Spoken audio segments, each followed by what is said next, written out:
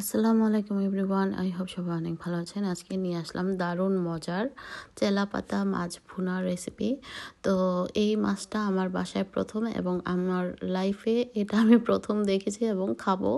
তো যাই হোক, এই মাছটা কাটা খুবই সহজ, মানে কোনো শক্ত কোনো কাটা নাই, জাস্ট লেজ আর পেটটা কাটলেই হয়ে যায়। তো এই তো আমি মাথা সহ পেটটা কেটে ফেলেছি, তবে মাথাটাও কিন্তু আমি খাবো আজকে। অনেকেরকেই দেখি ছোট মাছের মাথাগুলো আলাদাভাবে ভেজে খায়, ভালোই লাগে। তো আমি একবার মলা মাছের মাথা এভাবে খেয়েছিলাম, তো ভাবলাম এই মাছটাও দেখতে নাইসই লাগছে, তো খেয়ে দেখব। তো সেটাও আপনাদের সঙ্গে শেয়ার করব। তো এখানে আমি প্রথমে আগে চেলা মাছগুলোকে ভুনা করব। এখানে আমি প্রথমে একটা হাঁড়িতে দিয়ে দিলাম সামান্য পরিমাণে ভেজিটেবল অয়েল, তারপর দিয়ে দিলাম সামান্য একটু পেঁয়াজ কুচি, আর সঙ্গে একটু আমি পেঁয়াজ বাটাও অ্যাড করেছি। আর পেঁয়াজ বাটাটা লাল হয়তো বুঝছেন, এর মধ্যে কিন্তু আমি সামান্য একটু টমেটো অ্যাড করেছি। তো সব কিছু ব্লেন্ড করে নিয়েছি, আপনারা চাইলে পাটায়ও বেটে নিতে পারেন। সামান্য আদা রসুন পেস্টও অ্যাড করেছি। তো মশলাটাকে একটু কষানোর পর আমি এর মধ্যে শুকনো গুঁড়া মশলাগুলো অ্যাড করে দিচ্ছি, যেমন হলুদ গুঁড়ো, মরিচ গুঁড়ো, ধনে এবং জিরা গুঁড়ো, কারি পাউডার, সামান্য একটু পাপরিকা গুঁড়ো কালারের জন্য। আর এভাবে রান্না করলে খুবই সুস্বাদু হয়, মানে দেখতেও যেমন সুন্দর, খেতেও খুবই মজা। আর মাছের কাঁটাটা আপনারা আস্ত সহই খেতে পারবেন, পুরো মাছটা চিবিয়ে, মানে কোনো শক্ত কাটা নাই এর মধ্যে। মানে আমি তো পেয়ে খুশি হয়েছি, কারণ আমি সহজে মাছ খাই না, খুব কম খাই। আর ছোট মাছে যদি শক্ত কাটা হয় খেতে আমার বিরক্ত লাগে। আর যেহেতু এই মাছটায় তেমন কোনো কাটা নেই, তো আমার জন্য ভালোই হয়েছে, আমি খেতে পারবো।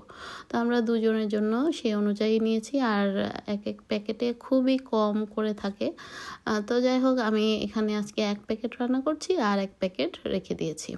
তো যাই হোক, এই তো মশলাটাকে কষানোর পর তেলটা যখন উপরে ভেসে আসবে, এই পর্যায়ে দিয়ে দিয়েছি ধুয়ে রাখা মাছগুলো।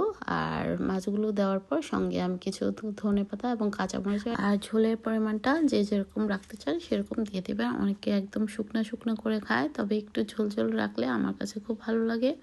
তো এই তো কথা বলতে বলতে রান্নাটা হয়ে গিয়েছে।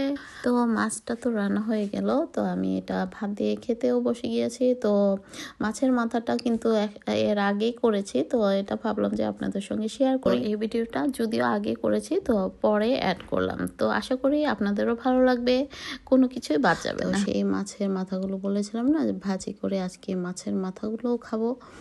সব ফেলে দিলে কিভাবে হবে, আপনারা চাইলে মাছের মাথাটা মাছের সঙ্গেই রাখতে পারেন, তবে আমি ভাবলাম যে একটু আলাদা করে ভেজে খেয়ে দেখি।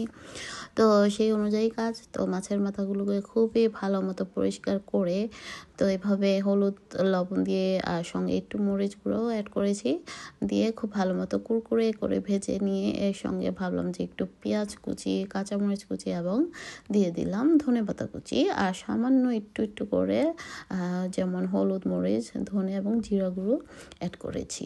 তো এই তো ধনেপাতা দিয়ে এটাকে খুব ভালো মতো ভেজে নিয়ে গরম ভাত দিয়ে এটাকে গরম গরম খেয়েছি। এত সুস্বাদু হয়েছে, আমি নিজেও কল্পনা করতে পারিনি যে মাছের মাথাও এভাবে ভাজি করে খাওয়া যায়। আমি আসলে এই রেসিপিটা একদিন ইউটিউব চ্যানেলে একজনকে করে দেখেছিলাম, তো তারপর থেকে আমিও এরকম ছোট মাছ পেলে মাথাগুলো এভাবে করি, তবে সব সময় না, এই নিয়ে মনে হয় আমি 2 বার করেছি।